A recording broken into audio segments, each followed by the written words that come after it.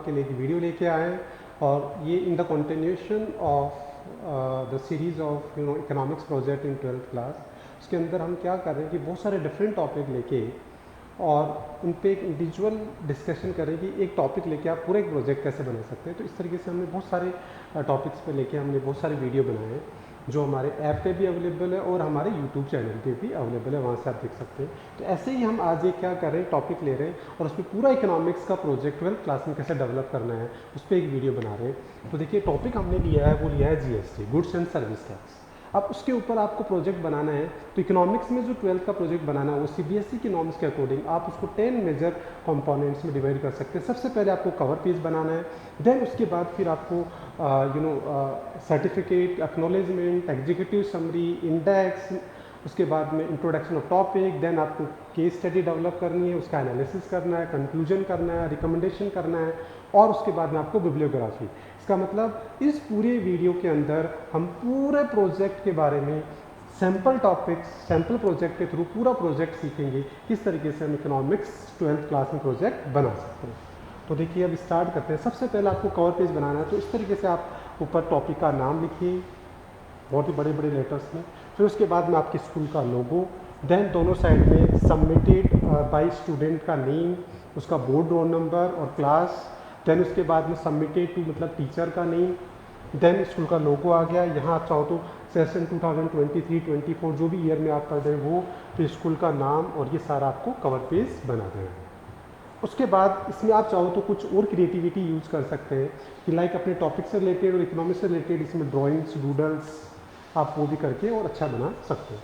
फिर उसके बाद में नेक्स्ट देखिए एक्नॉलेजमेंट। एक्नॉलेजमेंट बच्चा एक सेट लैंग्वेज होती है। क्या रोल होता है एक्नॉलेजमेंट का प्रोजेक्ट के अंदर? एक्नॉलेजमेंट का जो इंपॉर्टेंस है वो बेसिकली इसमें आप स्टूडेंट एक्नॉलेज कर रहा है फॉर द जो भी उसको हेल्प मिली, जो गाइडेंस मिली और जो उन्होंने ओरिजिनल वर्क किया कि आपका वर्क कितना ओरिजिनल है, कितना हेल्पफुल रहा, तो वो सारा स्टूडेंट का नेम और उसका signature is must and the set language आपको यूज़ करनी है। उसमें नेसेसरी चेंज आपको करना है, आपका नेम, टॉपिक, टीचर, वो सारा आपको चेंज कर देना है।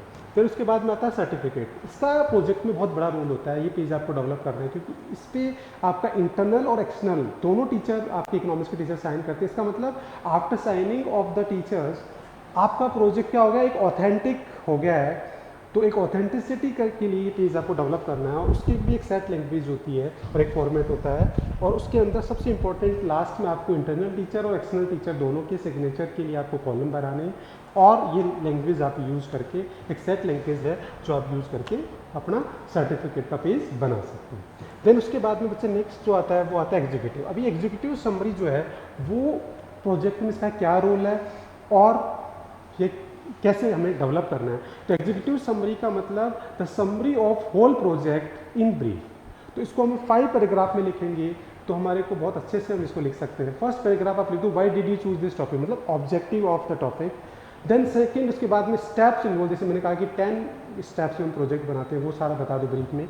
देन आप इसमें केस स्टडी आप क्या कर रहे हो, उस केस स्टडी में व्हाट यू डिड, तो वो पूरा एक उसका ब्रीफ में बताना। आगे हम पूरा डिटेल में डिस्कस करेंगे केस स्टडी क्या होती है और उसका कैसे एनालिसिस करते हो, उसके बारे में लिख दो। देन आगे हम पूरा एक कंक्लूजन का पेज उसको शॉर्ट में यहाँ लिख दो।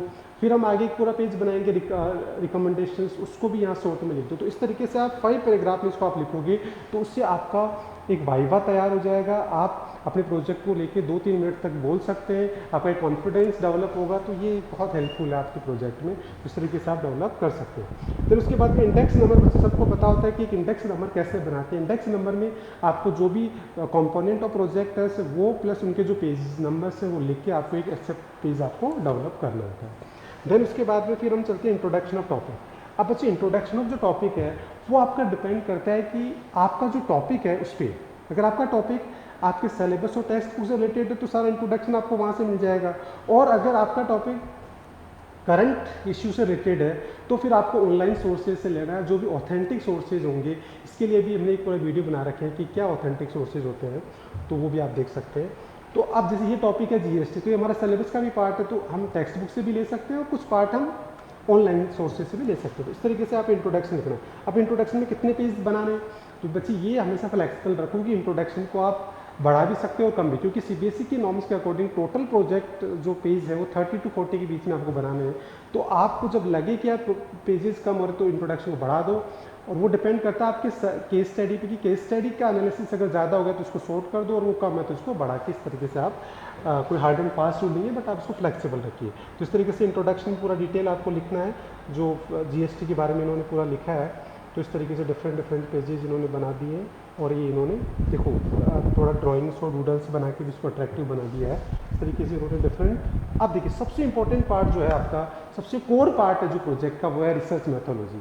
और उसमें हम क्या कर रहे हैं, केस स्टडी। और केस स्टडी क्या होती है, secondary data, secondary information of your topic from the different sources which is collected. जो आपको क्या करना है, आपका टॉपिक है जीएसटी, उस पर आपको बहुत सारे सोर्सेज भी जाके देखना है, जैसे न्यूज़पेपर आर्टिकल्स पे, बहुत सारी वेबसाइट है आरबीआई की, या जो भी ऑथेंटिक इन्फॉर्मेशन जहाँ से आपको मिलती है, वहाँ से आपको ये सारी जो डिफरेंट सोर्सेज से इन्फॉर्मेशन लेके आपको एक पैराग्राफ में लिख देना, और आपका केस स्टडी बन जाएगा। ये देखिए आपका एक पूरा पैराग्राफ जो है वो जीएसटी का, आप एक उसमें पूरा का पूरा आपने क्या कर दिया, पैराग्राफ में लिखना है। केवल पैराग्राफ में जो भी इंफॉर्मेशन ऑथेंटिक सोर्सेज से, डिफरेंट सोर्सेज से लेके आपको यहाँ लिख देनी है अबाउट द जीएसटी।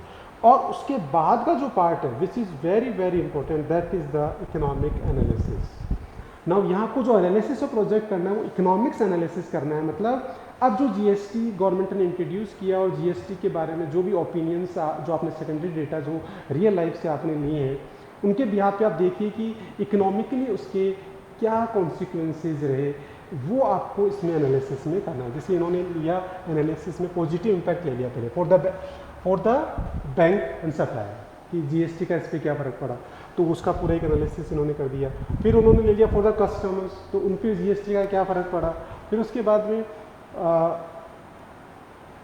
इसकी लिमिटेशंस, तो पहले पॉजिटिव ले लिया, फिर लिमिटेशन जीएसटी की क्या है। तो इस तरीके से आप इकोनॉमिकल एनालिसिस आपको करना है उस टॉपिक का, इकोनॉमिकली बैकग्राउंड आपको चेक करना है एनालिसिस में, कि वो कितना बेनिफिशियल रहा और कितना हार्मफुल रहा ना। उसके बाद में कंक्लूजन का जो पेज आपको डेवलप करना है, वो क्या करना है, कंक्लूजन के अंदर आपको पूरे केस स्टडी और एनालिसिस को शॉर्ट में जो मेन ऑब्जर्वेशंस हैं, फाइंडिंग्स हैं, पॉजिटिव नेगेटिव, वो आपको ब्रीफ में लिख देना है।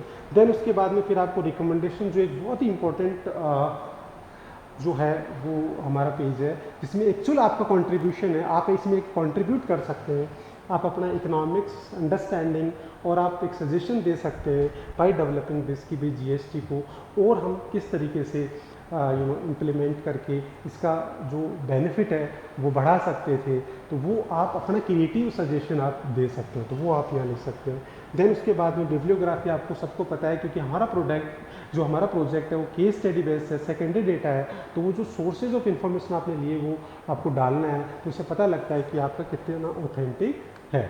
तो इस तरीके से आपने देखा इस पूरी वीडियो में कि एक पूरा टॉपिक हमने लेके 12th क्लास में हम किस तरीके से प्रोजेक्ट डेवलप कर सकते हैं, और उसको हमने डिटेल पूरा डिस्कस। ऐसे ही हम बहुत सारे और वीडियो बना रहे हैं अलग अलग टॉपिक पे, कि किस तरीके से आप फॉर द बेटर अंडरस्टैंडिंग के लिए हमने बहुत सारे टॉपिक्स पे इंडिविजुअल टॉपिक लेके उन पे डिफरेंट वीडियोज़ बनाए हैं, जो आप हमारे यूट्यूब चैनल्स पे और हमारे ऐप पे देख सकते हैं। उसका लिंक हमने नीचे दे दिया।